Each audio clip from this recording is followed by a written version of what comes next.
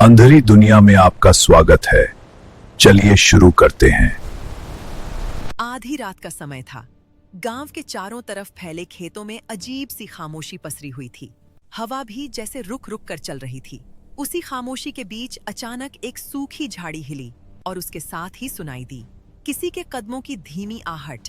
वह आहट सीधे उस पुराने सुनसान मकान के सामने आकर रुक गई, जो पूरे गांव में बदनाम था।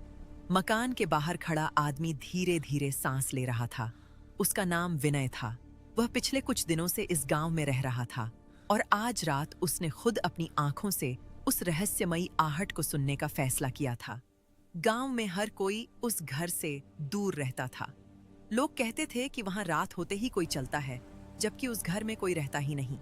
विनय ने टॉर्च की हल्की रोशनी उस मकान की टूटी दीवारों पर डाली। दीवारों पर उगी काई और टूटी खिड़कियों से आती हवा अजीब सी आवाज पैदा कर रही थी।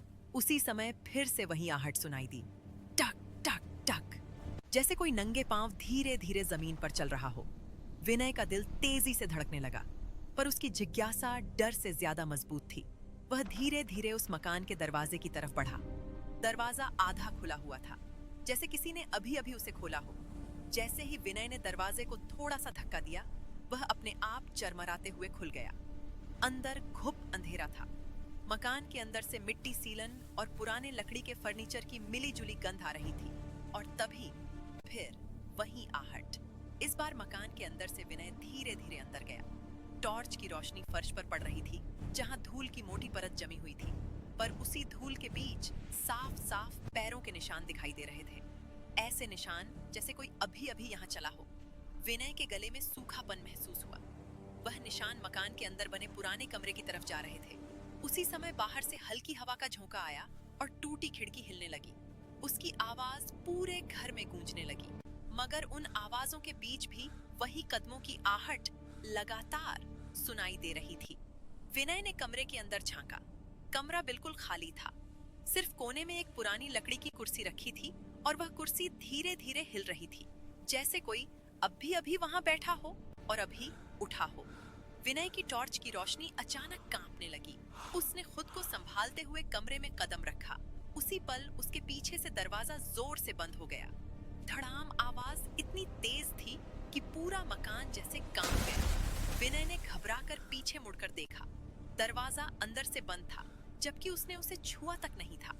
और तभी कमरे के कोने से किसी के धीरे धीरे चलने की आवाज आने लगी, टक टक टक, मगर वहां कोई दिखाई नहीं दे रहा था। विनय की टॉर्च की रोशनी खाली फर्श पर घूम रही थी, मगर आवाज बिल्कुल पास से आ रही थी। ऐसा लग रहा था जैसे कोई अदृश्य इंसान उसी कमरे में घूम रहा हो। विनय का शरीर ठंडा पड़ने लगा। उसे अचानक याद आया कि गांव में रहने वाला रघु उसे इस घर के बारे में चेतावनी दे चुका था। रघु ने बताया था कि कई साल पहले इस घर में एक अजीब घटना हुई थी। वह घर पहले एक स्कूल शिक्षक का था। शिक्षक का एक छोटा बेटा था, जो अक्सर रात को नींद में चलने की आदत रखता था।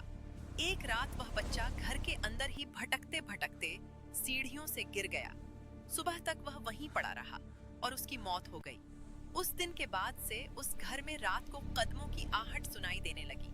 लोगों का कहना था कि वह बच्चा आज भी उसी घर में चलता है, जैसे किसी को ढूंढ रहा हो।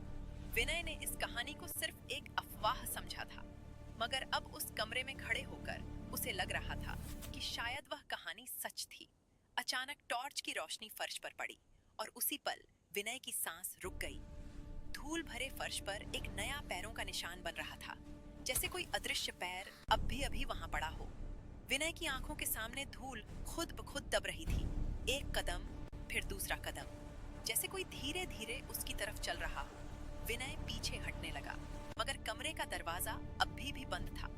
कदमों की आहट अब बिल्कुल उसके सामने आकर रुक गई, मगर वहां कोई दिखाई नहीं दे रहा था।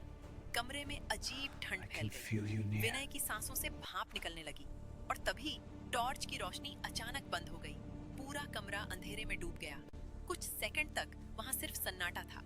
फिर अचानक किसी बच्चे के दौड़ने की आवाज पूरे घर में गूंजने लगी, टक टक कट कटक, जैसे कोई छोटा बच्चा पूरे मकान में तेजी से भाग रहा हो। आवाज कभी ऊपर से आती, कभी नीचे से, मगर उस घर में ऊपर का कोई कमरा था ही नहीं। विनय के दिल की धड़कन अब उसके कानों में साफ सुनाई दे रही थी। और तभी उसके बिल्कुल पास किसी के धीरे से खड़े होने की आहट हुई। विनय को लगा जैसे कोई उसकी तरफ देख रहा हो। अंधेरे में उसकी आंखें कुछ भी नहीं देख पा रही थीं, मगर उसे साफ महसूस हो रहा था कि वह अकेला नहीं है। कुछ सेकंड बाद अचानक दरवाजा अपने आप खुल गया। बाहर से चांद की हल्की रोशनी कमरे में आई।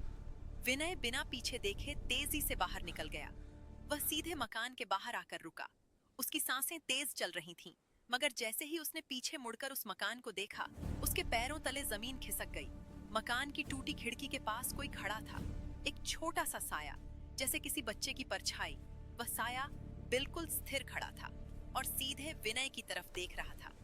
कुछ सेकंड बाद वह साया धीरे धीरे पीछे हट गया और अंधेरे में गायब हो गया। उस रात के बाद विनय ने कभी उस घर के पास जाने की कोशिश नहीं की, मगर कहानी यहीं खत्म नहीं होती। कुछ दिनों बाद विनय ने रघु को वह सब बताया जो उसने उस रात देखा था। रघु कुछ देर तक चुप रहा, फिर उसने धीरे से एक बात बताई जिसने विनय की रीढ़ में ठंड दौड़ा दी। रघु ने कहा कि उस शिक्षक का बेटा सीढ़ियों से गिरकर नहीं मरा था। असल में उस रात शिक्षक ने गुस्से में अपने ही बेटे को धक्का दिया था और वह बच्चा उसी घर में मर गया था। मगर उस घटना के बाद शिक्षक